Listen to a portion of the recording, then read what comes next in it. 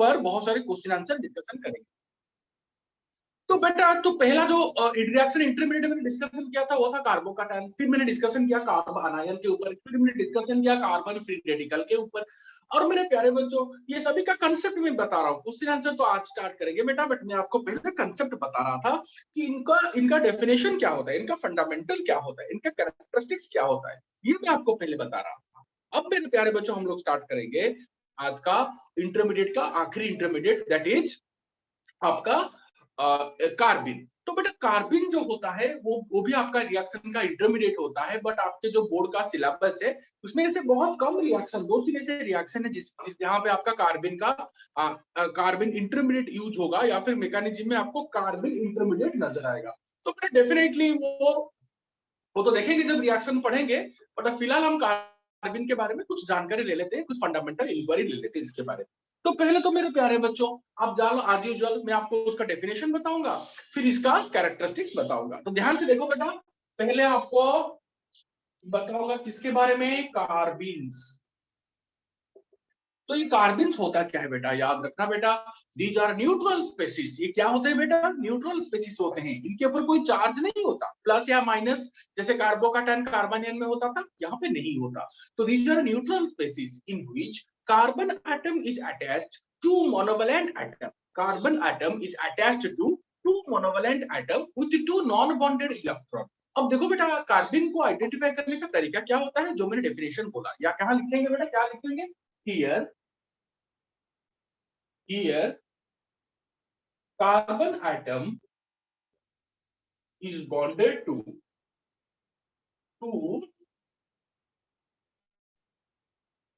monovalent atoms with two non-bonded electron। बेटा याद रखना बेटा, यहाँ पे क्या होता है, कार्बन एटम दो मोनोवैलेंट एटम के साथ जुड़ा होगा। मोनोवैलेंट मतलब जिनका वैलेंसी एक होता है, जिनको आइदर एक इलेक्ट्रॉन लूज करना होता है या फिर एक इलेक्ट्रॉन गेन करना होता है टू अचीव ऑक्टेट, उसको मोनोवैलेंट बोलते हैं। जैसे कि क्लोरीन हो, जैसे कि आपका हाइड्रोजन हो, ये सब मोनोवैलेंट होते हैं।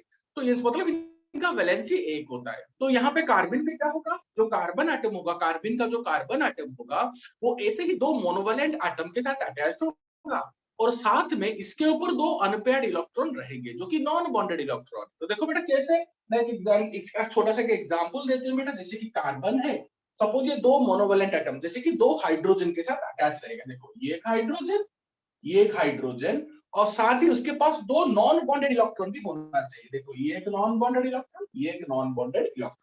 देखो बेटा ये है आपका कार्बन का स्ट्रक्चर। ऐसा नहीं कि सिर्फ हाइड्रोजन, कोई भी मोनोवैलेंट एटम के साथ जुड़ा होगा। जैसे कि ये कार्बन है, देखो ये क्लोरीन है, ये क्लोरीन है, ये दोनों आपके मोनोवैलेंट एटम है।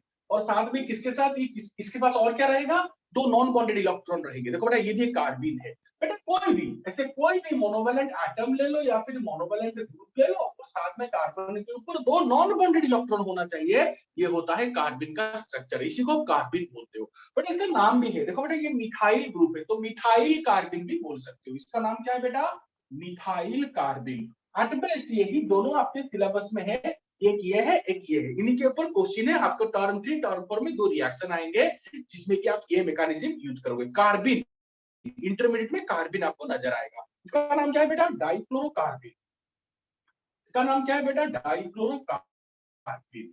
तो बेटा यही है फंडामेंटल एग्जांपल, यही दो आपको याद रखना होगा, एक है मिथाइल कार्बन और दूसरा है डाइक्लोरोकार्बन। आप इसके छोड़ के सिलेबस में और एक भी रिएक्शन आपको नहीं मिलेगा जिसमें ये इंटरमीडिएट आपको नजर आएगा। तो बेटा ये आपके लिए बहुत ही ज्यादा इंपॉर्टेंट है, फंडामेंटल रिक्वायरमेंट है to know what is carbon. Carbon में क्या होता है, कार्बन आपके दो मोनोवैलेंट एटम के साथ जुड़ा होता है। जैसे कि देखो एक मोनोवैलेंट एटम, एक मोनोवैलेंट एटम। एग्जाम्पल मैंने दो दे दिया, दो मोनोवैलेंट एटम के साथ जुड़ा होगा, साथ में कार्बन के ऊपर दो नॉन बॉन्डेड इलेक्ट्रॉन होंगे। देखो ये दो इलेक्ट्रॉन देखो बॉन्डिंग नहीं है, नॉन बॉन्डेड इलेक्ट्रॉन दो। तो ये होता है कंसेप्ट। तो बेटा अब ऑब्वियसली जैसे हम पहले पढ़ते थे कि एक बार हमने कार्बोकैटायन या फिर कार्बन जिसी के बारे में भी पढ़ा, उसके बारे में मैंने डिटेल में एक चीज आपको बोला। क्या बोला बेटा, इसका कैरेक्टरिस्टिक्स आपको डिटेल में आपको बताया मैंने। तो बेटा मुझे एक छोटी सी बात बोलो, कैरेक्टरिस्टिक्स में हम लोग क्या पढ़ते थे? कैरेक्टरिस्टिक्स में हम पढ़ते थे इसके आउटरम्स में कितने इलेक्ट्रॉन्स है, इलेक्ट्रोफाइल है या फिर न्यूक्लियोफाइल है, फिर इसका स्ट्रक्चर क्या होता है, यही सब पढ़ते थे। यहाँ पे भी वही पढ़ेंगे। तो बेटा विदाउट वेस्टिंग टाइम मैं आपको बोलूंगा कि जो कार्बन होते हैं ना बेटा, इनका इनका जो कार्बन होता है, इनके आउटर मोस्ट में कितने इलेक्ट्रॉन होते हैं? मुझे बोलो बेटा कितने इलेक्ट्रॉन होंगे? देखो बेटा 1 2 3 4 5 6 जो कार्बन होते हैं वहां पे कार्बन जो होता है ना उनका, उनके वैलेंसी शेल में 6 इलेक्ट्रॉन होते हैं। तो दीज हाफ 6 इलेक्ट्रॉन, मतलब कार्बन पे जो कार्बन है उसका, उस पे वैलेंसी शेल में कितने इलेक्ट्रॉन्स होंगे? 6 इलेक्ट्रॉन। या फिर ऐसे ऐसे लिखेंगे, आपको अगर कंफ्यूज हो रहा है तो ऐसे दी half here the carbon has 6 electron in its valence shell। यहाँ पे कार्बन के पास कितने इलेक्ट्रॉन्स होंगे बेटा? 6 इलेक्ट्रॉन होंगे इन इट्स वैलेंसी शेल। जैसे कार्बोकैटायन में मैंने 6 बोला था, कार्बनियन में 8 बोला, फ्री रेडिकल में 7 बोला। जैसे यहाँ पे कितना होगा कार्बन पे? 1 2 3 4 5 6, कार्बन के पास 6 इलेक्ट्रॉन होता है। तो बेटा जिसके पास 6 इलेक्ट्रॉन होता है ऑब्वियसली वो क्या होगा? इलेक्ट्रॉन डेफिशिएंट स्पीशीज होगा। क्योंकि आपको पता है बेटा, आपको हमेशा याद रखना पड़ेगा कि कभी भी आपको 8 से कम इलेक्ट्रॉन मिलेगा तो उसको आप इलेक्ट्रॉन डेफिशिएंट स्पीशीज बोलोगे। तो यहाँ पे 6 इलेक्ट्रॉन मिल रहा है तो obviously these behaves are or these are electron deficient species. जिसके पास 8 से कम वो इलेक्ट्रॉन डेफिशिएंट होगा, इसमें क्या बड़ी बात है। और बेटा जो इलेक्ट्रॉन डेफिशिएंट स्पीशीज होते हैं वो कैसे बिहेव करते हैं? They behave as electrophile. याद रखना बेटा, जो इलेक्ट्रॉन डेफिशिएंट स्पीशीज होते हैं वो इलेक्ट्रोफाइल जैसे बिहेव करते हैं, क्योंकि उनको इलेक्ट्रॉन चाहिए होता है, क्योंकि उनके पास इलेक्ट्रॉन का डेफिशिएंसी है, और जिसको इलेक्ट्रॉन चाहिए वो इलेक्ट्रोफाइल है। तो बेटा जैसे कार्बोकैटायन आपका इलेक्ट्रोफाइल था, फ्री रेडिकल आपका इलेक्ट्रोफाइल था, वैसे ही आपका कार्बन भी आपका इलेक्ट्रोफाइल ही होगा, क्योंकि उसके ऊपर कभी-कभी ऑब्जेक्टिव क्वेश्चन आ जाता है। तो बेटा these are electron deficient species, hence behave as hence behave as electrophile। तो बेटा देखो ये ना कभी कभी क्या होता है ना, एग्जाम में आपको क्वेश्चन पूछे देते हैं कि हाँ इसका इसके बारे में बताइए, ये क्या होता है इसके बारे में डिटेल में बताइए। तो बेटा ये है आपका फंडामेंटल कार्बन के बारे में। तो बेटा अब ये तो हो गया, अब इसका ज्योमेट्री या फिर शेप के बारे में पढ़ेंगे। आज जब हम ज्योमेट्री और शेप के बारे में पहले पढ़ाते थे, जैसे कि आपको कार्बोकैटायन का वो ट्रायगोनल प्लैनेट था, कार्ब अनायन वो आपका पिरामिडल था, या फिर फ्री रेडिकल आपका वो भी ट्रायगोनल प्लानर था, sp2 हाइब्रिडाइज था। ऐसे इसका क्या हाइब्रिडाइजेशन होगा? बेटा इसके लिए आपको मैं एक इंपॉर्टेंट चीज बताऊंगा। तो क्या इंपॉर्टेंट चीज है जो कि आपके बुक में बहुत रेयरली दिया है? कभी कभी टीचर लोग रेयरली इसको बोलते हैं, बट बेटा ये बहुत इंपॉर्टेंट है आपके लिए, जो कि मैं आपके सामने क्लियर करना चाहूंगा कि व्हाट इज कार्बन। कार्बन होता क्या है, ये फंडामेंटल आपको आना चाहिए कि कार्बन होता क्या है, इसका टाइप्स क्या है। ध्यान से देखो बेटा, कार्बन का जो टाइप्स होता है वो 2 टाइप का होता है। एक होता है सिंगलेट कार्बन और दूसरा होता है ट्रिपलेट कार्बन। ध्यान से देखोगे तो आपका कार्बन कितने टाइप का होता है? 2 टाइप का होता है। एक होता है सिंगलेट कार्बन और दूसरा होता है ट्रिपलेट कार्बन। तो ये आपकी बुक में तो नहीं होगा, सिलेबस में नहीं होगा, कभी कभी नीट में ही क्वेश्चन आ जाते हैं, इसलिए मैं आपको इसके बारे में थोड़ा जानकारी दूंगा, ज्यादा नहीं बेटा। बस उसको देखो, ऑब्जर्व करो, हो सकेगा तो कॉपी में लिख लो या फिर स्क्रीनशॉट ले लो, देख लो एक बार। तो जो कार्बन होता है, अच्छा जो कार्बन होता है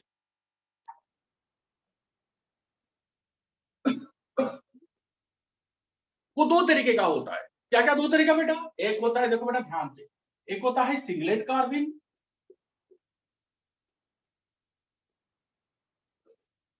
एक होता है ट्रिपलेट कार्बन।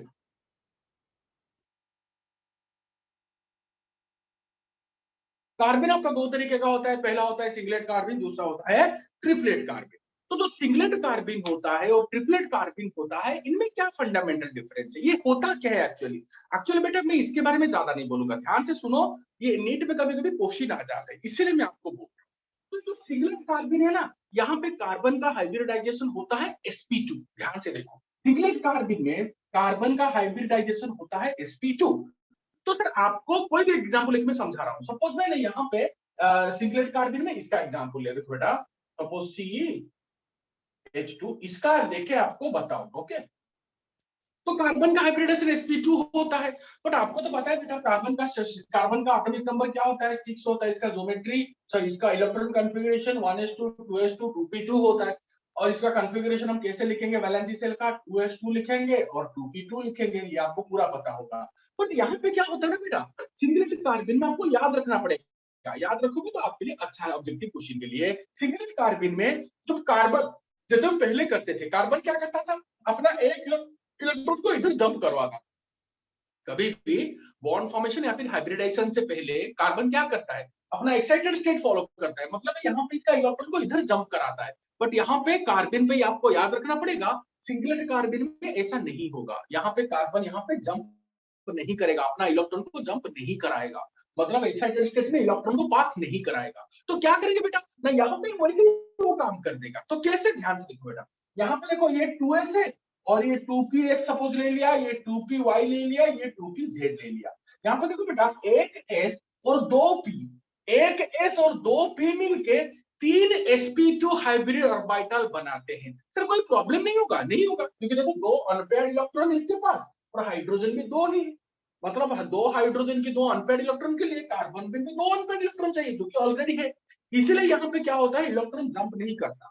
तो बेटा एक एस और दो पी मिलके कितने sp2 हाइब्रिड ऑर्बिटल, 3 sp2। और sp2 का शेप क्या होता है बेटा, ऑब्वियसली sp2 का शेप ट्रायगोनल प्लानर होता है। तो sp2 को कैसे दिखाएंगे, ये एक sp2, ये एक sp2, ये एक sp2। देखो ये 3 sp2 हाइब्रिड ऑर्बिटल किसका, सिंगलेट कार्बन का। और यहाँ पे देखो बेटा एक लोन पेयर है, तो ये लोन पेयर इधर दिखा देगा, मैंने दिखा दिया ऐसे लोन पेयर।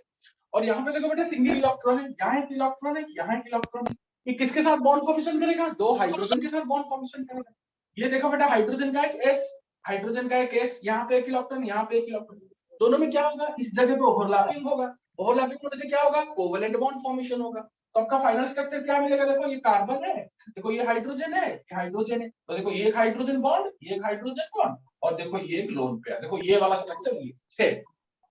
और इसको क्या बोलते हैं बेटा, इसको सिंगलेट कार्बन बोलते हैं। पर सबसे इंपॉर्टेंट बात क्या है जानते हो बेटा, यहाँ पे देखो जब भी हाइब्रिडाइजेशन होता है, ऑब्वियसली इसमें इलेक्ट्रॉन नहीं है तो ये हाइब्रिडाइजेशन में पार्टिसिपेट नहीं करेगा। बट बेटा ध्यान से देखो, यहाँ पे क्या होता है ना बेटा, ये दोनों जब आएंगे साथ में इसको भी लेके आएंगे, तो बेटा यहाँ पे क्या दिखाना पड़ेगा आपको, एक ऐसा ऑर्बिटल दिखाना पड़ेगा जिसको 2pz भी बोल सकते हो, जहां पे आपका इलेक्ट्रॉन नहीं है। तो देखो बेटा बुक में आपका सिंगलेट कार्बन में, आपका बुक में तो नहीं दिया ये, और सिंगलेट कार्बन का जो आपका जो ज्योमेट्री होगा ना, इसमें देखो बेटा बहुत सारे बुक में आपको ऐसा एक वैकेंट ऑर्बिटल दिया होगा, और इसको 2pz भी बोल सकते हो। देखो बेटा ये वैकेंट ऑर्बिटल है जहां पे आपको इलेक्ट्रॉन नहीं मिलेगा, और ये देखो हाइब्रिडाइजेशन में भी पार्टिसिपेट नहीं कर रहा है, पर साथ में तो आएगा। इसलिए बेटा एक एस दो पी मिलके 3 sp2 हाइब्रिड ऑर्बिटल, एक लोन पेयर और एक लोन पेयर है और दो सिंगल इलेक्ट्रॉन है। यार समझ में आ रहा है कि नहीं आ रहा है बेटा, अरे बेटा देखो ये एक दो पी मिलके क्या बना रहे हैं, 3 sp2 हाइब्रिड ऑर्बिटल, और तीनों की तीनों क्या है, sp2 sp2 sp2। और देखो यहाँ पे कितने इलेक्ट्रॉन है, एक में पेयर है, दोनों में सिंगल सिंगल इलेक्ट्रॉन है। बाकी ये देखो बेटा 2pz खाली पड़ गया, ये 2pz ये खाली पड़ गया। अब हाइड्रोजन का दो एस ऑर्बिटल, देखो ये कैसे, ये कैसे अपोजिट स्पिन है, इन दोनों में क्या होगा बेटा, बॉन्ड फॉर्मेशन होगा। देखो ये बॉन्ड फॉर्मेशन हो गया, बॉन्ड फॉर्मेशन हो गया, वही तो मैंने दिखाया, 3 sp2 को ट्रायंगुलर प्लानर दिखाया, यहाँ पे अनपेयर, इसका अनपेयर, हाइड्रोजन का एक एक अनपेयर, इनसे क्या हो गया, कार्बन हाइड्रोजन में दो बॉन्ड फॉर्मेशन हो गया। और ये अनपेयर, ये लोन पेयर ऑफ इलेक्ट्रॉन को इधर दिखाया, और ये 2pz को मैंने इधर दिखाया, क्योंकि बेटा ये हाइब्रिडेशन में पार्टिसिपेट नहीं कर रहा है, क्योंकि इसके पास इलेक्ट्रॉन ही नहीं। पहला, और दूसरा बात उसको छोड़ेंगे कहाँ, लेके आएंगे ना साथ में। तो बेटा इसीलिए ये इसको आपको वैकेंट दिखाना पड़ेगा। तो बेटा कभी सिंगलेट कार्बन का कोई आपको ज्योमेट्री पूछेगा या फिर उसका हाइब्रिडाइजेशन पूछेगा, आपको याद रखना पड़ेगा बेटा। यहाँ पे ऐसा नहीं कि मैं आपको कुछ कुछ सोच के एक्सपेरिमेंटली बता रहा हूँ, बेटा ये आपको याद रखना पड़ेगा कि सिंगलेट कार्बन में आपका कार्बन का हाइब्रिडाइजेशन sp2 होता है। यहाँ पे और एक चीज याद रखना पड़ेगा, यहाँ पे कार्बन अपना ग्राउंड स्टेट ही मेंटेन करता है, एक्साइटेड स्टेट में नहीं जाता। इसका कोई रीजन वीजन कुछ नहीं है बेटा, बस आपको याद रखना पड़ेगा कार्बन अपना GS ग्राउंड स्टेट में ही रहेगा। तो एक एस दो पी मिलकर 3 sp2 हाइब्रिड ऑर्बिटल फॉर्मेशन होगा, जिसमें से कि ये दो अनपेयर्ड इलेक्ट्रॉन दो हाइड्रोजन के अनपेयर्ड इलेक्ट्रॉन के साथ बॉन्ड फॉर्मेशन करेंगे, और तीसरा जो यहाँ पे जो sp2 हाइब्रिड ऑर्बिटल में आपको lone pair of electron non bonded electron मिलेगा, इसीलिए इसको इलेक्ट्रोफाइल बोलते हैं। तो बेटा यहाँ पे आपको इलेक्ट्रॉन का डेफिशिएंसी मिलता है, देखो ना, 2 2 4 2 6, इसलिए तो इलेक्ट्रोफाइल। और बेटा साथ में आपका ये 2pz खाली पड़ता है, इसको क्या आपको दिखाना पड़ेगा। यही होता है कंसेप्ट किसका बेटा, सिंगलेट कार्बिन का। कभी कभी एग्जाम में आता है, बच्चे बोलते हैं सर आपने तो बताया सिलेबस में नहीं है, सिर्फ कार्बिन का है, कार्बिन का 2-3 रिएक्शन है, बट ये सिंगलेट ट्रिपलेट के बारे में कुछ बोल रहा है, ये तो आपने नहीं बताया, इसलिए मैं आपको डिटेल में बता रहा हूँ कि आपको ये बुक में नहीं मिलेगा, बट आपके लिए लाइफ, आपके करियर के लिए इंपॉर्टेंट है। तो बेटा ये कंसेप्ट आपको याद रखना पड़ेगा, और ये होता है सिंगलेट कार्बिन। और सबसे इंपॉर्टेंट बात क्या है बेटा, आपको तो पता होना चाहिए कि जो आपका sp2 हाइब्रिड ऑर्बिटल होते हैं, उनमें जो बॉन्ड एंगल होता है बेटा वो 120 डिग्री होता है। तो देखो बेटा यहाँ पे आपको लग रहा होगा सर यहाँ पे जो बॉन्ड एंगल है ये 120 डिग्री होगा, बट एक्चुअली बेटा ऐसा होता नहीं। तो आपने बोला कि यहाँ पे हाइब्रिडाइजेशन, तो हमें डाउट नहीं है कि sp2 हाइब्रिडाइजेशन है, बट यहाँ पे जो बॉन्ड एंगल है ना बेटा sp2 का 120 है, यहाँ पे 120 नहीं होता। क्यों नहीं होता, क्योंकि जो लोन पेयर है ये दोनों को इसे रिपेल करेगा, देखो इसे रिपेल करेगा, क्योंकि आपको मैंने VSEPR थ्योरी में पढ़ाया था कि लोन पेयर बॉन्ड पेयर में रिपल्सन होता है, तो ये लोन पेयर इन दोनों बॉन्ड पेयर को क्या करेगा, रिपेल करेगा। तो बॉन्ड ऐसे ऐसे था ना, जब ऊपर से रिपेल कर रहा है तो ऐसे हो जाएगा, तो इसका जो बॉन्ड एंगल है वो कम होके कितना हो जाता है बेटा, अराउंड 103 टू 104 डिग्री। हम लोग क्या लिखेंगे, 10 अराउंड 103 डिग्री हो जाता है। तो यहाँ पे जो सिंगलेट कार्बिन है, इनमें कार्बन, यहाँ पे जो बॉन्ड एंगल होता है, हालांकि वो sp2 हाइब्रिडाइज्ड है, बट यहाँ पे जो बॉन्ड एंगल होगा वो 120 नहीं होगा, ये 103 डिग्री होगा। क्यों, due to lone pair bond pair repulsion. और इसका जो शेप होगा, उस शेप को हम लोग यहाँ पे इसको ट्राइगोनल प्लानर नहीं बोलेंगे बेटा, इसका जो शेप होगा वो बेंट शेप होगा। देखो ये बेंट शेप, देखो ये बेंट पानी का जैसा हो गया, बेंट शेप। ओके बेटा, जैसे सल्फर डाइऑक्साइड होता है, बेंट शेप। तो बेटा यहाँ पे जो शेप होगा वो शेप क्या होगा बेटा, बेंट शेप होगा। इसके ऊपर क्वेश्चन आते हैं बहुत बेटा। और जो बॉन्ड एंगल होगा इसका कितना होगा बेटा, जो बॉन्ड एंगल होगा वो 103 डिग्री होगा। तो बेटा यही सब कॉन्सेप्ट जो कि आपको याद रखना पड़ेगा, इसके बारे में, सिंगलेट कार्बिन के बारे में। तो सिंगलेट कार्बिन में एज यूजुअल कार्बन दो आपका मोनोवैलेंट एटम के साथ जुड़ा होगा, साथ में एक नॉन बॉन्डेड इलेक्ट्रॉन पेयर होगा, जो कि इधर दिखाया हमने, दो नॉन बॉन्डेड इलेक्ट्रॉन है। और वहां पे कार्बन का हाइब्रिडाइजेशन sp2 होता है, तो एक एस और दो p मिलकर 3 sp2 बनाते हैं। यहाँ पे कार्बन हमेशा ग्राउंड स्टेट में रहता है, एक्सेप्ट स्टेट में नहीं जाता। ऐसा नहीं कि इसको ऐसे जंप करा देंगे, नहीं बेटा। कार्बोकैटायन में, कार्बोनियन में, फ्री रेडिकल में आपको एक्सेप्ट स्टेट दिखाना पड़ेगा, बट यहाँ पे कार्बन एक्सेप्ट स्टेट में जाता नहीं है, क्योंकि इसका प्रॉपर्टी है। आपको ज्यादा सोचना नहीं है, आपको याद रखना पड़ेगा कि जो सिंगलेट कार्बिन होता है उनमें आपका 100% यही सब कुछ आपको मिलेगा कि कार्बन का हाइब्रिडाइजेशन sp2, और यहाँ पे कार्बन ग्राउंड स्टेट में रहता है। तो बेटा मैंने डिटेल में आपको बता दिया कि सिंगलेट कार्बिन होता क्या है। और बेटा कभी कभी आपको ना इसे क्वेश्चन आता है कि सिंगलेट कार्बिन का एक्सप्रेशन कैसे होता है, इसको लिखते कैसे है। देखो बेटा ये CH2 है, तो इसको सिंगलेट कार्बिन, इसको लिखेंगे कैसे, देखो बेटा सिंगलेट कार्बिन को ऐसे लिखते हैं। देखो कैसे लिखते हैं बेटा, CH2 लिखते हैं, और यहाँ पे देखो बेटा CH2 के बाद देखो ये तो बॉन्ड फंक्शन हो गया। देखो ये कार्बन का दो, ये कार्बन का 2 अनपेयर, हाइड्रोजन का 2 अनपेयर, बाकी कौन है, देखो ये एक ऑर्बिटल है, ये एक ऑर्बिटल, ये ऑर्बिटल में एक पेयर्ड इलेक्ट्रॉन है, ये ऑर्बिटल आपका खाली पड़ा है। तो बेटा देखो सिंगलेट कार्बन को ना आपके बुक में कहीं पे आप बड़े-बड़े जगह पे देखोगे वो ऐसे लिखते हैं, आप कंफ्यूज मत हो जाना ऐसे क्यों लिखते हैं, क्योंकि बच्चे समझ नहीं पाते। मैं आपको दिखा रहा हूँ बेटा क्यों लिखते हैं, क्योंकि कार्बन और हाइड्रोजन में बॉन्ड फॉर्मेशन तो हो गया, CH2 खत्म हो गया।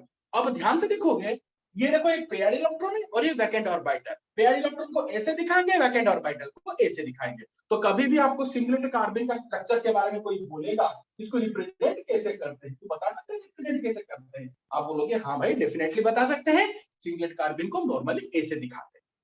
और बेटा आपके बुक में इसके बारे में ज्यादा कुछ लिखा नहीं है, फिर भी मैं आपको डिटेल में बता रहा हूँ, क्योंकि मैं फ्यूचर में आपके ऊपर कोई कंफ्यूजन नहीं देखना चाहता। और ये नीट के सिलेबस में ये पूरा आपके है, सिंगलेट ट्रिपलेट कार्बन। तो मैंने आपको डिटेल में बता दिया बेटा ये सिंगलेट कार्बन और ट्रिपलेट कार्बन होता क्या है। तो मेरे प्यारे बच्चों ये पूरा कॉन्सेप्ट मैंने आपको दे दिया सिंगलेट कार्बन का। अब चलते हैं बेटा ट्रिपलेट कार्बन के ओर, बट उससे पहले क्या सिंगलेट कार्बन में आपका कोई डाउट है बेटा, कि ऐसा नहीं पूछेगा, वो कभी नहीं पूछेगा कि कार्बन का हाइब्रिडेशन बताओ, कार्बन में कार्बन का नहीं। अगर पूछेगा वो पूछेगा कार्बन में, सिंगलेट कार्बन में कार्बन का हाइब्रिडेशन क्या है, ट्रिपलेट कार्बन में कार्बन का हाइब्रिडेशन क्या है। तो सिंगलेट कार्बन तो समझा दिया बेटा, अब चलते हैं ट्रिपलेट कार्बन के ओर। और बेटा ट्रिपलेट कार्बन में एग्जैक्टली में ऐसे ही समझा होगा, बट उससे पहले मुझे बताइए जो मैंने पॉइंट यहाँ पे लिखा, जो रिप्रेजेंटेशन किया, कुछ भी आपको यहाँ पे डाउट है बेटा जल्दी बताइए। No sir. No sir. चलो नो सर। चलो जी बेटा, ये था आपका कंसेप्ट। No sir. अब मेरे प्यारे बच्चों, अब चलते हैं ट्रिपलेट कार्बिन की ओर। ये क्या सर, क्या यहाँ पे कुछ हाइब्रिडेशन अलग होगा क्या? बेटा आपको याद रखना पड़ेगा, जो ट्रिपलेट कार्बिन होता है वहां पे कार्बन का हाइब्रिडेशन sp होता है। आपको ये याद करना पड़ेगा। मैं आपको फिर से बता रहा हूँ बेटा, ऑर्गेनिक केमिस्ट्री पूरा का पूरा याद रखने का चीज है। यहाँ पे कंसेप्ट ठीक है, फंडामेंटल ठीक है, सब अपने जगह, बट याद रखना अपनी जगह। याद नहीं रखोगे तो प्रॉब्लम होगा। कोई कंसेप्ट इतना बड़ा नहीं है जिसको आप विदाउट याद रख के एग्जाम में एग्जीक्यूट कर सकते हो, ऐसा कोई कंसेप्ट नहीं है ऑर्गेनिक केमिस्ट्री में, तो आपको याद रखना पड़ेगा। तो बेटा यहाँ पे कार्बन का हाइब्रिडेशन क्या है, कार्बिन में, सिंगलेट कार्बिन में sp2, और ट्रिपलेट कार्बिन में कार्बन का हाइब्रिडेशन sp। तो बेटा ध्यान से देखोगे, इसको मैं आपके सामने समझाऊंगा।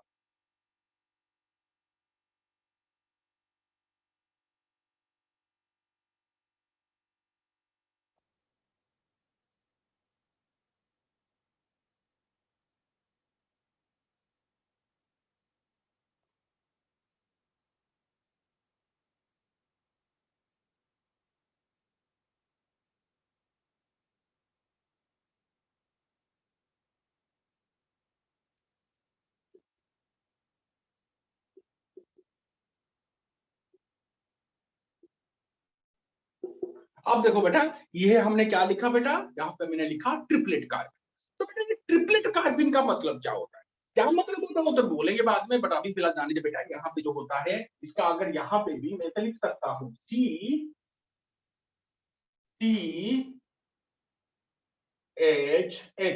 क्योंकि कार्बिन में कार्बन आपका दो मोनोवैलेंट एटम के साथ अटैच्ड होता है, बट यहाँ पे जो नॉन बॉन्डेड इलेक्ट्रॉन होते हैं ना बेटा, वो पेयर्ड नहीं होते। तो देखना बेटा, इसको ऐसे बुक में लिखेगा, नॉन बॉन्डेड इलेक्ट्रॉन तो है, पर देखो बेटा ट्रिपलेट कार्बिन में आपको मैंने इसको दूर दूर दिखाया, क्यों? क्योंकि इसके पेड़ नहीं होते। क्यों नहीं होते, अभी आपको बता दे रहा हूं बेटा कि इसका क्या मतलब है। ध्यान से देखो बेटा, यहाँ पे क्या होता है पहले तो जान लो, कार्बन का हाइब्रिडेशन होता है sp, किसमें, ट्रिपलेट कार्बिन। तो आपको तो पता है बेटा, कार्बन का एटॉमिक नंबर 6 होता है, कॉन्फ़िगरेशन 1s2 2s2 और 2p2 होता है। और बेटा इनका कॉन्फ़िगरेशन आपको वैलेंसी सेल में कैसे दिखाएंगे, ऐसे दिखाएंगे बेटा, 1s2 2s2 2p2 को ऐसे दिखाते हैं। बट बेटा यहाँ पे क्या होता है ना बेटा, यहाँ पे जो कार्बन होता है वो अपना एक्साइटेड स्टेट में जाता है, सिंगलेट में नहीं जाता, याद रखना पड़ेगा। बट यहाँ पे अपना एक्साइटेड स्टेट में जाएगा कार्बन। तो कार्बन अगर अपना एक्साइटेड स्टेट में जाएगा तो यहाँ पे इलेक्ट्रॉन को क्या करेगा, इधर शिफ्ट कराएगा। तो आपका एक्साइटेड स्टेट का कॉन्फ़िगरेशन क्या मिलेगा, यहाँ पे एक इलेक्ट्रॉन मिलेगा, और यहाँ पे बेटा देखो 1 2 और 3, तो यहाँ पे इलेक्ट्रॉन इधर जंप करके इधर आ गया। तो बेटा ये कौन सा स्टेट है बेटा, एक्साइटेड स्टेट है। ये कौन सा स्टेट था, ग्राउंड स्टेट था। ये कौन सा स्टेट है, एक्साइटेड स्टेट है, किसका, कार्बन का। और आपको तो पता है कि आपका जो ट्रिपलेट कार्बन है वहां पे कार्बन का हाइब्रिडेशन sp होता है। तो देखो बेटा यहाँ पे एक A और एक P मिलके आपके दो sp हाइब्रिड ऑर्बिटल बनाएंगे। और जो sp हाइब्रिड ऑर्बिटल होते हैं उनका शेप क्या होता है बेटा, लीनियर होता है। आपको तो पता है बेटा। तो देखो ये एक sp हाइब्रिड ऑर्बिटल, ये एक sp हाइब्रिड ऑर्बिटल। तो देखो बेटा ये दोनों sp हाइब्रिड ऑर्बिटल, इनका शेप क्या है बेटा, लीनियर शेप है। और बेटा सबसे इंपोर्टेंट बात क्या है, यहाँ पे ध्यान से देखोगे कि दो sp हाइब्रिड ऑर्बिटल अभी, दो sp हाइब्रिड ऑर्बिटल अभी, इनमें कितने इलेक्ट्रॉन होंगे, obvious सी बात है सर, एक एच और दो पी मिलके आपको दो sp हाइब्रिड ऑर्बिटल बनाएंगे। देखो ये एक sp, ये एक sp, और साथ में इनके पास कितने इलेक्ट्रॉन होंगे, एक इलेक्ट्रॉन यहाँ, एक इलेक्ट्रॉन यहाँ। कितने नॉन बॉन्डेड इलेक्ट्रॉन, देखो यहाँ पे दो, ऐसे दो हैं जो कि बॉन्ड फॉर्मेशन नहीं कर रहे, एक है py, एक है pz। तो मैं इसको 2s ले लेता हूँ, इसको 2px बोलता हूँ, इसको 2py बोलता हूँ, इसको 2pz बोलता हूँ। देखो एक एस एक पी मिलकर दो sp हाइब्रिड ऑर्बिटल बनाएंगे, इनमें एक एक इलेक्ट्रॉन मिलेगा। और बेटा साथ में क्या मिलेगा, देखो ये दोनों 2py 2pz, जिनमें आपके एक एक इलेक्ट्रॉन तो होंगे, बट ये आपके हाइब्रिडेशन में पार्टिसिपेट नहीं कर रहे हैं, तो ठीक है। तो ये जो दो sp हाइब्रिड ऑर्बिटल है किसके साथ बॉन्ड फॉर्मेशन करेंगे, दो हाइड्रोजन के s ऑर्बिटल के साथ बॉन्ड फॉर्मेशन करेंगे। तो बेटा ये देखो हाइड्रोजन का एक s ऑर्बिटल, ये हाइड्रोजन का एक s ऑर्बिटल, और उसने आपका ऑपोजिट दिखा दिया। तो यहाँ पे कैसे दिखाएंगे, ये देखो हाइड्रोजन के साथ, ये देखो हाइड्रोजन के साथ, ये एक हाइड्रोजन है, ये एक हाइड्रोजन है। तो इनमें एक इलेक्ट्रॉन था, इसमें भी एक इलेक्ट्रॉन था, और हाइड्रोजन में एक इलेक्ट्रॉन है, इसमें एक इलेक्ट्रॉन। कहां पे ओवरलैप होगा, इस जगह पे ओवरलैप होगा, यहाँ पे ओवरलैप होगा। ओवरलैप होगा तो कोवैलेंट बॉन्ड फॉर्मेशन होगा। कैसे ओवरलैप होता था, मैंने दिखाया था बेटा, कैसे दिखाया था मैंने आपको बताया था ना बेटा, इस जगह पे ओवरलैप होता है, मैंने आपको बताया था ना बेटा, इस जगह पे ओवरलैप होता है, इस जगह पे बॉन्ड फॉर्मेशन होता है। तो देखो बेटा ये कार्बन है, ये एक बॉन्ड है H के साथ, ये एक बॉन्ड है H के साथ। तो साथ में और क्या है बेटा, साथ में ये दोनों भी तो आएंगे ना, तो इन दोनों को साथ में लाया तो क्या पीवाई पीजेड ऑर्बिटल को छोड़ के आ जाओगे? नहीं। बट बेटा इनमें तो एक एक इलेक्ट्रॉन है, बट ये हाइब्रिडाइजेशन में पार्टिसिपेट नहीं करते, इसको दिखाएंगे कैसे? देखो बेटा, ये मैंने दिखा दिया आपका पीवाई, और ये मैंने दिखा दिया बेटा आपका पीजेड, और दोनों एक दूसरे से परपेंडिकुलर, आपको तो बताओ पीवाई पीजेड। तो यहाँ पे पीवाई पे कितने इलेक्ट्रॉन है? देखो बेटा एक इलेक्ट्रॉन है, तो ऐसे दिखाएंगे, और पीजेड में एक इलेक्ट्रॉन, इसको दिखाएंगे पीवाई में एक, पीजेड है, पीवाई में एक, पीजेड में एक, तो पीवाई पीजेड में एक एक इलेक्ट्रॉन मैंने दिखा दिया। तो ये जो स्ट्रक्चर मैंने बनाया, यहाँ पे क्या होता है बेटा, देखो पीवाई पे एक इलेक्ट्रॉन है, पीजेड में एक इलेक्ट्रॉन। तो ये जो स्ट्रक्चर मैंने दिखाया, ये कौन सा स्ट्रक्चर है मेरे प्यारे बच्चों? ये आपका ट्रिपलेट कार्बन का स्ट्रक्चर है, जहां पे आपको दो नॉन बॉन्डेड इलेक्ट्रॉन तो मिलते थे, वहां पे जो नॉन बॉन्डेड इलेक्ट्रॉन मिलते थे वो एक ही ऑर्बिटल में मिलते थे, इसलिए वो लोन पेयर के रूप में आपने दिखा दिया। बट यहाँ पे देखो जो नॉन बॉन्डेड इलेक्ट्रॉन दो मिल रहे हैं ना, वो एक ऑर्बिटल के नहीं है, एक पी वाई का है, इसको पी वाई बोलो, इसको पी जेड बोलो, एक पी वाई में एक पी जेड में। तो बेटा इसीलिए यहाँ इसको जब रिप्रेजेंट करते हैं हम लोग, इसको जब दिखाते हैं आपको, हम लोग कैसे दिखाते हैं आपको? हम ऐसे दिखाते हैं, CH2 तो दिखेगा बेटा, यहाँ पे देखो, यहाँ पे एक ऑर्बिटल को दिखाएंगे, यहाँ पे एक ऑर्बिटल को दिखाएंगे, यहाँ पे एक इलेक्ट्रॉन दिखाते हैं, यहाँ पे एक इलेक्ट्रॉन दिखाते हैं। ये बेटा ट्रिपलेट कार्बन को दिखाने का तरीका होता है। ये बेटा आपका ट्रिपलेट कार्बन को दिखाने का तरीका होता है। सिंगलेट कार्बन को कैसे दिखाते थे? CH2 लिखा, यहाँ पे देखो एक lone pair electron, pair electron, यहाँ पे खाली ऑर्बिटल, बट यहाँ पे देखो एक इलेक्ट्रॉन इधर, एक इलेक्ट्रॉन इधर, तो यही कंसेप्ट होता है। और बेटा यहाँ पे जो हाइब्रिडाइजेशन क्या होता है बेटा, मैंने आपको आज यूजुअल बोला, यहाँ पे आपका जो हाइब्रिडाइजेशन होगा वो होगा sp हाइब्रिडाइजेशन, और बेटा ओब्वियसली इनका शेप क्या होगा बेटा? लीनियर होगा, और ओब्वियसली इसका बॉन्ड एंगल क्या होगा? sp हाइब्रिडाइजेशन में बॉन्ड एंगल क्या होगा बेटा? 180 डिग्री होता है। ये कंसेप्ट आपको कुछ कंसेप्ट आपको याद रखना पड़ेगा। किसके बारे में बेटा? ट्रिपलेट कार्बन के बारे में। तो बेटा मैंने आपको दो चीज बताया जो कि आपके बुक में लिखा नहीं है। आपके बुक में क्यों नहीं लिखा? क्योंकि बेटा वो सिर्फ बोर्ड के सिलेबस को फॉलो करते हैं, बट मैं आपका बोर्ड का सिलेबस तो कंप्लीट करूंगा, साथ में मैं आपको एंट्रेंस के पॉइंट ऑफ व्यू में कुछ समझा देता हूं बेटा, जो कि फ्यूचर के लिए आपके एसेंशियल है। तो कभी भी मत सोचना कि बोर्ड की बुक में नहीं है, एनसीईआरटी बुक में इसके बारे में ज्यादा मेंशन नहीं है तो नहीं आएगा। मेंशन है बेटा, टर्म 3 टर्म 4 में इसके ऊपर 2-3 रिएक्शन भी पढ़ेंगे, बहुत बहुत बहुत ऐसे अच्छे अच्छे 2 रिएक्शन है जो कि हमेशा एग्जाम में आते हैं, उनमें यहाँ पे इंटरमीडिएट आपको कार्बन मिलेगा। इसीलिए बेटा मैं इनके बारे में ज्यादा आपके सामने प्रेजेंट कर रहा हूँ, जो कि आपको कंप्लीट डाटा दे रहा हूँ कि आपका सिंगलेट कार्बन क्या होता है, ट्रिपलेट कार्बन क्या होता है, सिंगलेट कार्बन को कैसे लिखते हो, ट्रिपलेट कार्बन को कैसे लिखते हो। 99% स्टूडेंट को इसके बारे में नॉलेज ही नहीं होता, नॉलेज ही नहीं होता, चाहे वो आप आकाश हो, नीट आकाश आलेन के स्टूडेंट हो, उनको एक दो इंस्टीट्यूट को ऐसे छोड़ के बहुत सारे स्टूडेंट को इसके बारे में नॉलेज नहीं होता बेटा, क्योंकि उनके बारे में एक ही चीज उनके दिमाग में होता है कि कार्बन में कार्बन 2 मोनोवैलेंट एटम के साथ जुड़ा होगा और साथ में इसके पास 2 अनपेयर्ड इलेक्ट्रॉन होगा, बस इतना। और उनको छोड़ के इनके दिमाग में और कुछ नहीं होता। बट मैं आपको उतने में लिमिटेशन नहीं रखूंगा, मैं आपको इसके बहुत डिटेल में बता दिया बेटा कि इसमें हमेशा ऐसा तो होगा कि कार्बन 2 मोनोवैलेंट एटम के साथ जुड़ा होगा, साथ में 2 नॉन बॉन्डेड इलेक्ट्रॉन होगा, पर हमेशा वो नॉन बॉन्डेड इलेक्ट्रॉन एक ऑर्बिटल में नहीं होंगे, कभी वो लोन पेयर के रूप में बिहेव करेंगे, कभी उसको अलग अलग भी आपको मिलेगा, कभी इसको अलग अलग भी मिलेगा। सिंगलेट कार्बन को आप कैसे एक्सप्रेस करोगे, जैसे मैंने सिखाया था, ट्रिपलेट को कैसे एक्सप्रेस करोगे, जैसे मैंने अभी बताया। तो बेटा यही सब कुछ कंसेप्ट है जो कि आपको सिंगलेट और ट्रिपलेट कार्बन के बारे में याद रखना पड़ेगा, आपको पता होना चाहिए, साथ में याद रखना पड़ेगा। वहां पे कार्बन का sp2 हाइब्रिडाइजेशन, यहाँ पे कार्बन का sp हाइब्रिडाइजेशन। तो कभी बच्चों को पूछते हैं ना बेटा कार्बोकैटायन में कार्बन का हाइब्रिडाइजेशन, बच्चा आराम से बोलते हैं sp2। बेटा कार्बनियन में कार्बन का हाइब्रिडाइजेशन, तो बच्चे बोलते हैं sp3। फ्री रेडिकल में कार्बन का हाइब्रिडाइजेशन, बच्चे बोलते हैं sp2। फिर जब कार्बन के बारे में पूछते हैं, कोई कोई बच्चा बोलता है सर sp2, कोई को बोलता है sp, कोई बोलता है sp3, ऐसे करके कुछ भी आंसर देते हैं, क्योंकि उनको पता नहीं होता कि कार्बन दो तरीके का होता है। सिंगलेट कार्बन में कार्बन का हाइब्रिडेशन होता है बेटा sp2, और ट्रिपलेट कार्बन में कार्बन का हाइब्रिडेशन होता है sp। आपको ये दोनों चीज याद रखना पड़ेगा, याद रखना पड़ेगा, डायरेक्ट क्वेश्चन आते हैं। ओके, तो बेटा यही कंसेप्ट आपको मैंने पूरा आपको बता दिया, आपके सामने प्रेजेंट कर दिया। इसको छोड़ के इसके ऊपर जो भी क्वेश्चन आएगा हम फ्यूचर में इसको डील करेंगे, टेंशन मत लो। बट ये कंसेप्ट है, एक्चुअल कंसेप्ट मैंने आपके सामने बताया। ओके बेटा, तो इसी को आपको नजर में रख के आपको आगे चलना होगा। तो छोटे छोटे क्वेश्चन भी आ जाते हैं बेटा, छोटे छोटे क्वेश्चन आते हैं क्या, जो वो पूछेगा जो और सिंगलेट कार्बिन है उसका मैग्नेटिक बिहेवियर क्या है, वो डायमैग्नेटिक है या फिर पैरामैग्नेटिक है। आपने देखा बेटा सिंगलेट कार्बिन में आपको पूरा सभी के सभी पेयर्ड इलेक्ट्रॉन मिल रहे हैं। मैंने सिंगलेट कार्बिन का स्ट्रक्चर कैसे दिखाया, ऐसे दिखाया, CH2 दिखाया, और देखो बेटा ऐसे दिखाया, यहाँ पे ये पेयर्ड इलेक्ट्रॉन, ये ऑर्बिटल खाली। देखो तीनों के तीनों, देखो ये देखो बॉन्ड पेयर और एक लोन पेयर, तो ये डायमैग्नेटिक हुआ क्योंकि अनपेयर्ड इलेक्ट्रॉन नहीं है। बट बेटा जब मैं इसी क्वेश्चन को मैं ट्रिपलेट कार्बिन के लिए बोलूंगा, बॉन्ड पेयर तो दो है, साथ में देखो बेटा सिंगल इलेक्ट्रॉन भी है, अनपेयर्ड इलेक्ट्रॉन भी है, अनपेयर्ड इलेक्ट्रॉन भी है।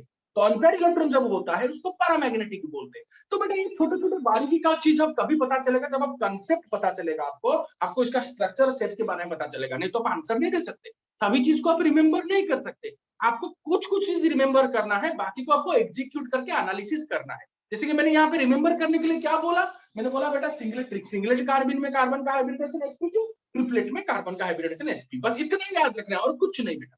हाँ, और एक चीज याद कर सकते हो कि सिंगलेट कार्बिन में कार्बन अपने एक्साइटेड स्टेट में नहीं जाता और ट्रिपलेट कार्बिन में कार्बन अपने एक्साइटेड स्टेट में जाता है। बस एक दो चीज आपको बोला ना बेटा, केमिस्ट्री में ये लिमिटेड नॉलेज है, ऐसा नहीं कि कार्बन के ऊपर और बहुत सारे ऐसे नॉलेज जो मैं आपको नहीं बता रहा हूँ, ऐसा बहुत रेयर नॉलेज, फिर ग्रेजुएशन में भी नहीं पढ़ने वाले। तो बेटा इतना कुछ ज्यादा नहीं है, तो जितना बता रहा हूं अगर उसको आप ध्यान से पढ़ोगे, याद कर लोगे तो हो गया खत्म, और इसका एप्लीकेशन सिखा देंगे आपको, खत्म। तो इसीलिए बेटा आपको इसको अच्छे से पढ़ना होगा और ध्यान से देखना होगा कि बुक में जब ऐसे लिखेगा इसका क्या मतलब है, जब ऐसे लिखेगा इसका क्या मतलब। अगर कभी भी आपने फ्यूचर में एग्जाम में देखा, तो बेटा क्या इसमें कोई डाउट है?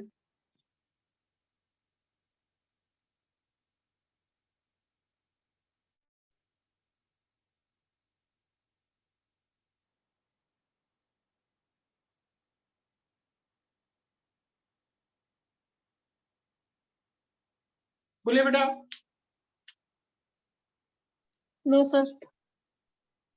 बोलिए मेरे प्यारे बच्चों, क्या कहीं पे डाउट है क्या?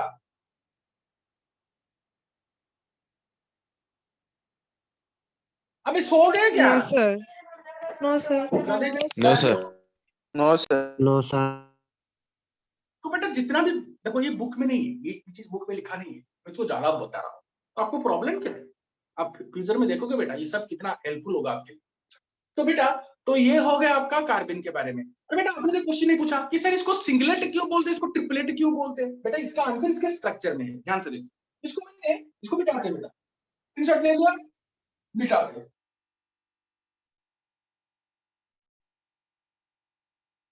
नोट में मुझे पूरा चाहिए सब, नोट बहुत जल्दी में, जब कॉलेज रीओपन होगा तो मैं आपका नोट चेक करूंगा बेटा। ओके, और आपका डीपीपी का जो आपने आंसर दिया था बेटा आज इवनिंग या फिर कल के within tomorrow I will give you the answer. Okay, आपको आंसर बता देंगे इसका क्या आंसर है, और साथ में आपको आपका मार्क्स भी बता देंगे, कितने मार्क्स आप कौन से स्टूडेंट कितने मार्क्स लाया वो भी आपको बता।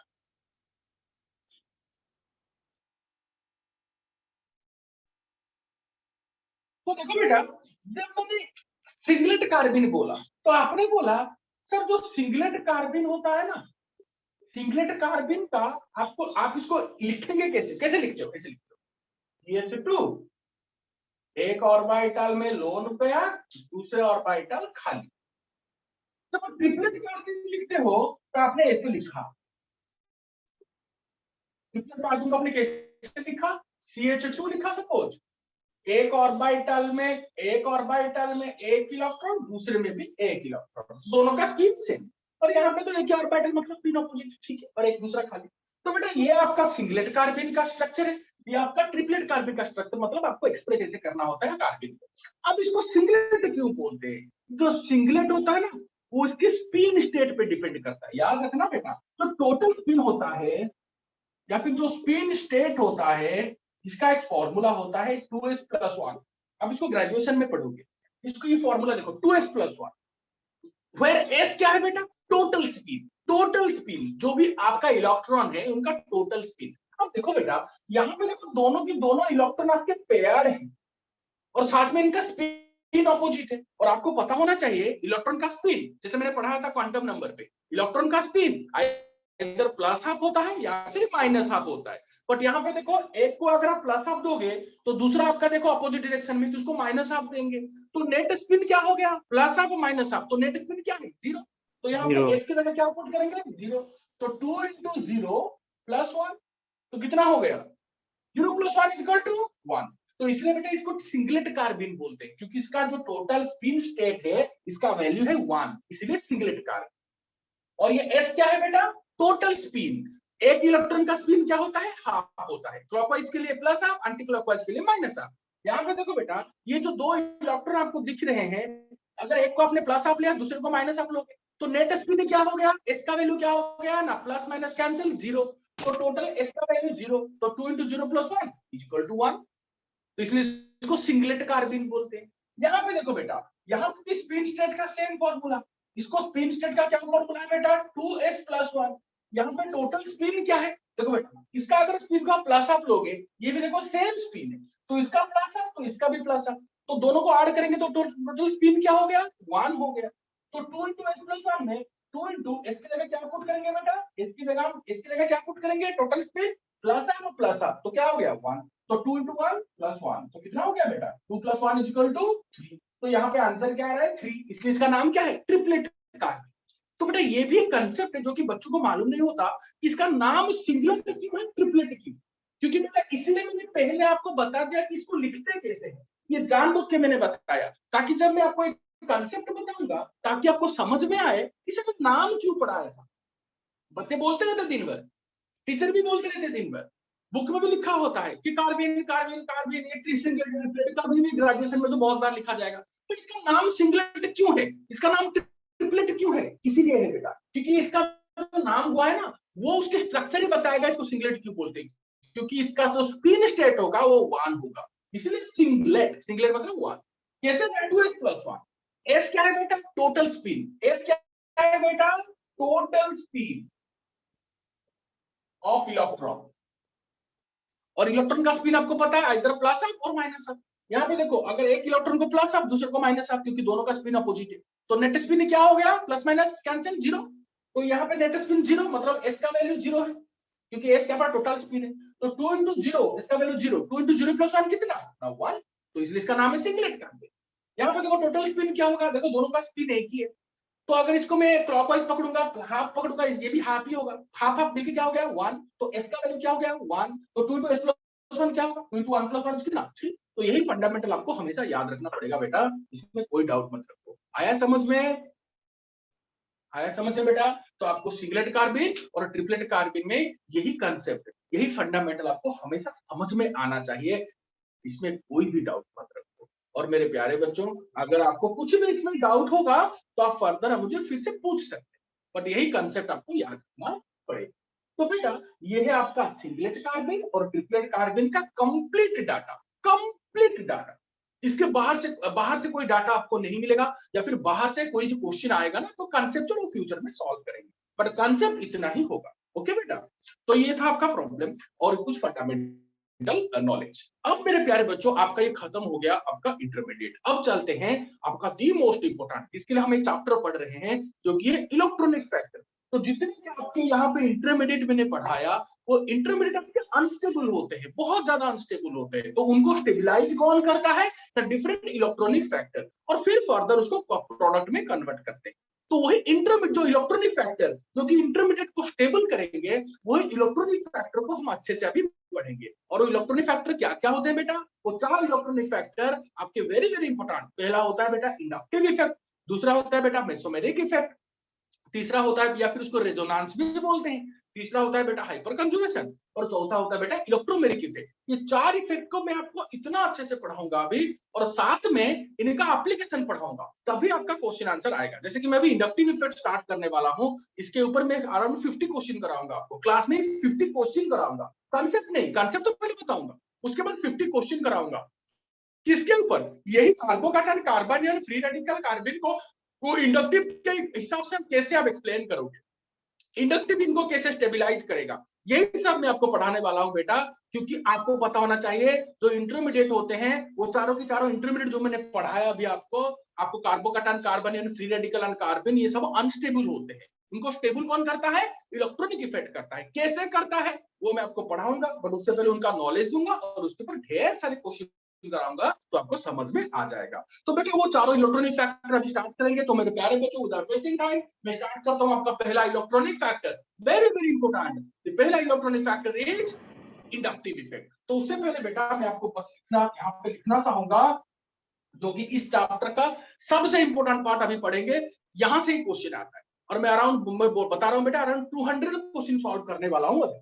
तो इसलिए मैं आपको हो सकेगा तो मैं आपका एक्स्ट्रा क्लास भी ले सकता हूं, क्योंकि मुझे सिर्फ क्वेश्चन नहीं, आपको कंसेप्ट भी बताना है।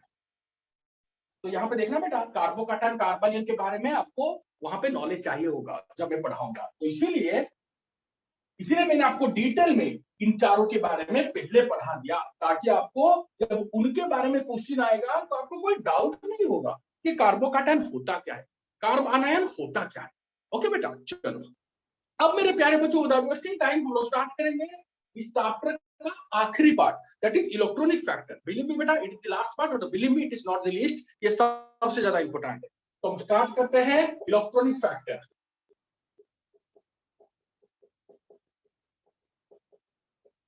ये जो इलेक्ट्रॉनिक फैक्टर होते हैं बेटा, ये इलेक्ट्रॉनिक फैक्टर आपको क्या दिखाएंगे? इलेक्ट्रॉन का डिस्प्लेसमेंट दिखाएंगे। और ये सिलेबस में आपके कितने हैं? 4 इलेक्ट्रॉनिक फैक्टर है, जो कि आपको केमिस्ट्री में, ऑर्गेनिक केमिस्ट्री में बिगिनिंग से एंड तक ये 4 का एप्लीकेशन रहेगा ही रहेगा। तो देखो बेटा, पहला इंडक्टिव इफेक्ट,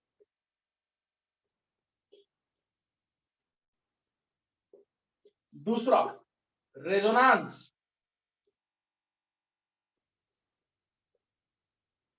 और मेसोमेरिक इफेक्ट, तीसरा हाइपर कंजुगेशन, चौथा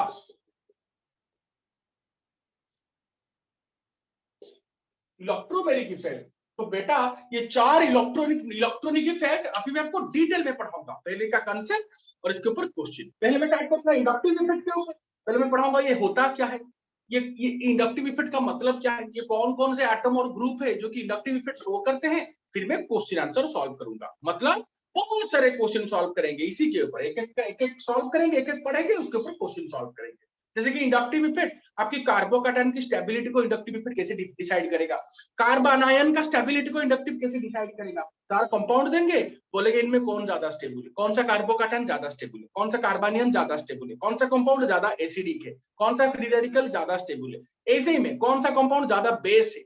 ऐसे क्वेश्चन देंगे इंडक्टिव का एप्लीकेशन पे। बट उससे पहले बेटा सबका पढ़ेंगे, सब कुछ पढ़ेंगे, बहुत सारे क्वेश्चन सॉल्व करेंगे, बट आज यूजुअल बेटा मैं पहले कंसेप्ट पढ़ाऊंगा। तो इसलिए मैं स्टार्टिंग विदाउट वेस्टिंग टाइम में स्टार्ट करता हूं बेटा इंडक्टिव इफेक्ट, और देखते हैं बेटा ये क्या होता है, फिर इसका एप्लीकेशन पार्ट पे चलेंगे जो कि क्वेश्चन आंसर पार्ट है। तो मेरे प्यारे बच्चों, everybody please give heading without wasting time, please give heading inductive effect. Heading दे दो बेटा इंडक्टिव इफेक्ट, पहले इसके बारे में पढ़ेंगे।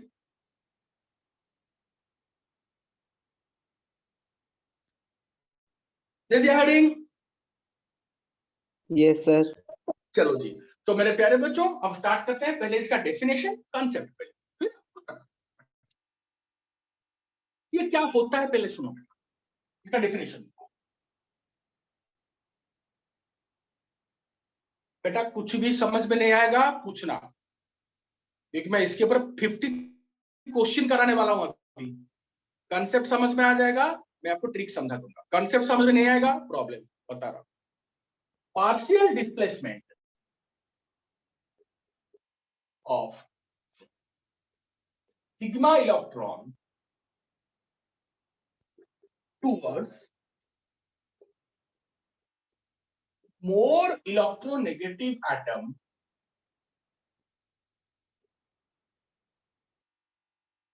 of a sigma bond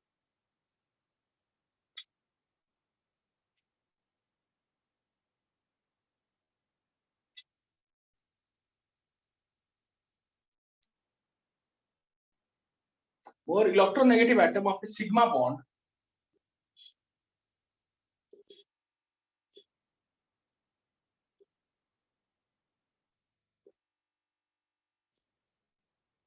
प्यारे बच्चों ध्यान से देखो इसको, प्यारे बच्चों ध्यान से देखो इसको, मैंने क्या लिखा, partial displacement of a sigma electron, partial displacement of a sigma electron towards more electronegative atom of A sigma bond. अच्छा, तो यहाँ पे दो चीज को देखो ज्यादा फोकस किया है, एक तो पार्शियल डिस्प्लेसमेंट, दूसरा है सिग्मा बॉन्ड या फिर सिग्मा इलेक्ट्रॉन। ध्यान से देखो बेटा, मैं आपको एक कंडीशन बताता हूं। सपोज मैंने, इसका क्या मतलब है आपको समझा रहा हूं, ध्यान से सुनिए, यहीं पे आपका स्टार्ट होगा कंसेप्ट। सपोज मेरे पास एक मॉलिक्यूल है, ओके, एक कार्बन का कोई भी ऑर्गेनिक कंपाउंड है। ऑर्गेनिक कंपाउंड में क्या होता है, कार्बन होता है, हाइड्रोजन होता है। तो देखो बेटा, यहाँ पे एक मॉलिक्यूल है, देखो इसमें कार्बन है, देखो यहाँ पे देखो कार्बन में एक एक बॉन्ड है, यहाँ पे देखो हाइड्रोजन होंगे, ओके, बॉन्ड देंगे तो यहाँ पे हाइड्रोजन आपको मिलेगा, जो कि आपको पता है। सपोज इसके साथ एक एटम अटैच्ड है X, सपोज इसके साथ एक एटम अटैच्ड है X, ये कोई एटम भी हो सकता है, कोई ग्रुप भी हो सकता है, ओके, कुछ भी हो सकता है, ध्यान से सुनो। बट मैंने आपको क्या अज्यूम किया है, मैंने अज्यूम किया है कि जो X होता है ना, ये कार्बन से ज्यादा इलेक्ट्रोनेगेटिव है। तो मैंने अजम्पशन क्या लिया, केस 1 में, ये केस 1 लिख सकते हो, केस 1 में मैंने अजम्पशन लिया X इज मोर इलेक्ट्रोनेगेटिव। सुनते रहो बेटा, 2 मिनट में क्लियर कर दे, फिर बेटा खुशी खुशी। तो X is more electronegative than carbon.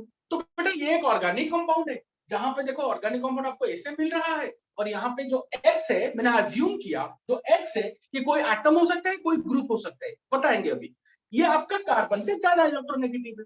तो क्या होगा बेटा, ध्यान से देखो क्या होगा, जो ज्यादा इलेक्ट्रोनेगेटिव होता है ना, वो इलेक्ट्रॉन पेयर को, शेयर पेयर ऑफ इलेक्ट्रॉन को अपनी ओर खींचता है। तो कैसे करेगा, इसे खींचेगा। तो बेटा तो ये X क्या करेगा, कार्बन का जो जो शेयर पेयर ऑफ इलेक्ट्रॉन है, शेयर पेयर इलेक्ट्रॉन कौन बेटा, ये देखो, ये एक इलेक्ट्रॉन है, ये एक इलेक्ट्रॉन, तो ये तो X का इलेक्ट्रॉन है, कार्बन का जो इलेक्ट्रॉन है उसको भी वो अपने ओर से खींचेगा। तो इसे खींचने से क्या होगा ना, इलेक्ट्रॉन का जो क्लाउड है, ये जो इलेक्ट्रॉन का, कार्बन का जो इलेक्ट्रॉन है, जो इलेक्ट्रॉन का क्लाउड है, वो थोड़ा सा झुक जाएगा, किसके ऊपर, X के ऊपर। क्यों, क्योंकि X लगातार उसको खींच रहा है, तो जो इलेक्ट्रॉन क्लाउड है वो ज्यादा X के ऊपर से झुक जाएगा। तो बेटा अगर X के ऊपर झुक जाएगा तो X के ऊपर इलेक्ट्रॉन क्लाउड ज्यादा हो जाएगा, तो X के ऊपर कौन सा चार्ज आएगा, ना सर थोड़ा नेगेटिव चार्ज आएगा। और जो थोड़ा नेगेटिव होता है ना, उसको पार्शियल नेगेटिव बोलते हैं, पार्शियल मतलब थोड़ा। और जो पार्शियल को दिखाते हैं कैसे, ऐसे याद रखना, ऐसे, तो कैसे दिखाते मेरे को, ऐसे, मैं इसको बार बार ऐसे दिखाऊंगा, पार्शियल नेगेटिव मतलब थोड़ा नेगेटिव।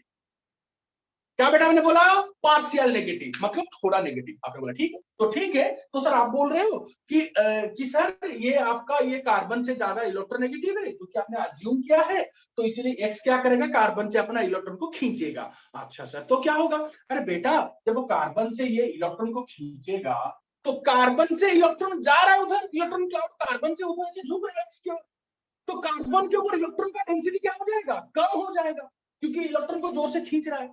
तो इसके ऊपर अगर इलेक्ट्रॉन का डेंसिटी ज्यादा हो जाएगा और इसके ऊपर थोड़ा नेगेटिव चार्ज डेवलप करेगा, तो ऑब्वियसली कार्बन से ले रहा है तो कार्बन पे पॉजिटिव चार्ज डेवलप करेगा।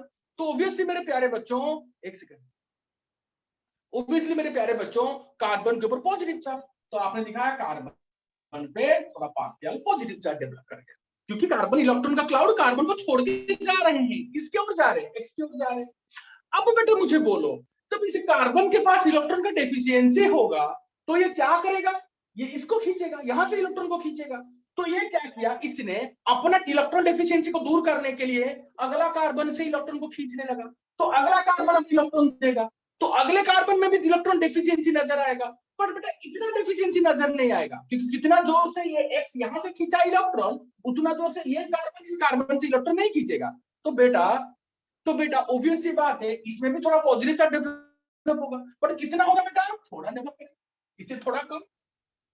अब देखो बेटा, यहाँ पे प्लस चार्ज है, मतलब यहाँ पे इलेक्ट्रॉन डेफिशिएंट है, तो ये खुद को सेटिस्फाई करेगा अपना इलेक्ट्रॉन डेफिशिएंसी को, मतलब क्या करने के लिए, पूरा करने के लिए। अब इस कार्बन से इलेक्ट्रॉन को खींचेगा, तो ये इलेक्ट्रॉन खींचेगा तो इस कार्बन में पॉजिटिव डेवलप होगा।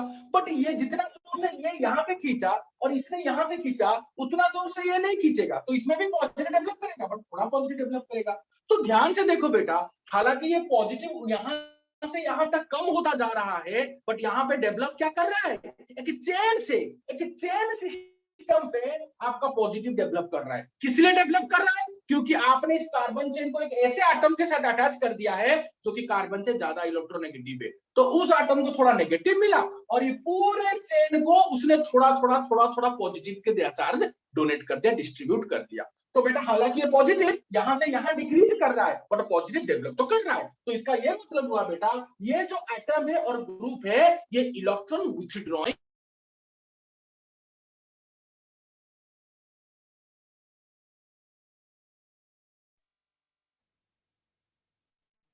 देखो बेटा यहाँ पे, सॉरी बेटा डिस्टर्बेंस हो रहा है।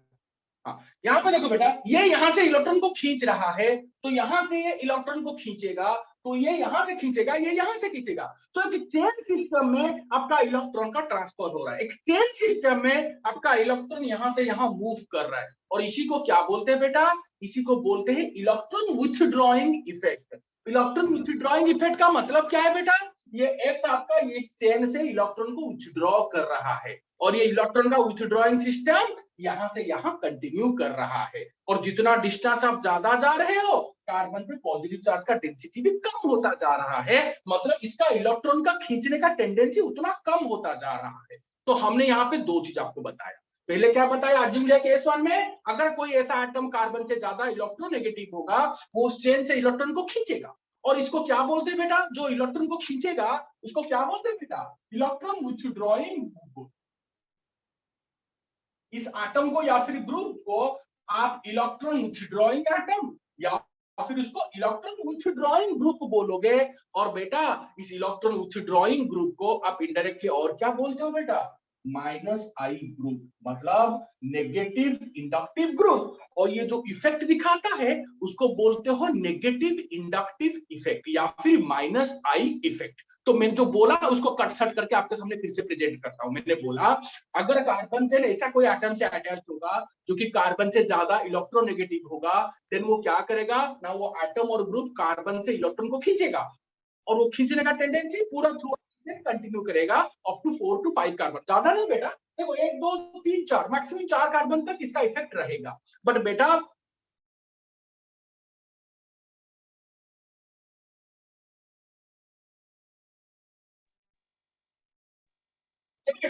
तो इसका जो इफेक्ट है वो, इसका इफेक्ट चेन के हिसाब से कम होता जा रहा है, यहां से इफेक्ट कम होता जा रहा है, जितना डिस्टेंस जा रहे हो इसका इफेक्ट उतना कम होता जाएगा।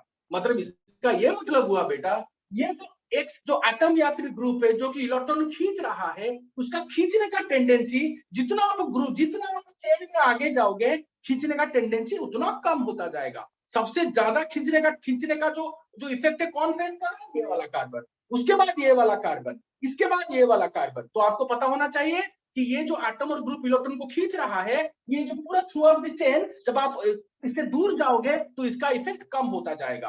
तो ये जो एटम और ग्रुप इलेक्ट्रॉन को खींच रहा है, तो उसी को क्या बोलते हैं बेटा, इलेक्ट्रॉन विथड्रॉइंग ग्रुप बोलते हैं, या फिर इसको -I ग्रुप बोलते हैं। ये पहला कंसेप्ट आपको पता होना चाहिए। मैंने स्टार्ट ही नहीं किया, मैं आपको इंट्रोडक्शन सिखा रहा हूं कि माइनस जो इंडक्टिव इफेक्ट होता है वो दो तरीके का होता है, एक होता है -I इफेक्ट और दूसरा पढ़ाएंगे +I इफेक्ट।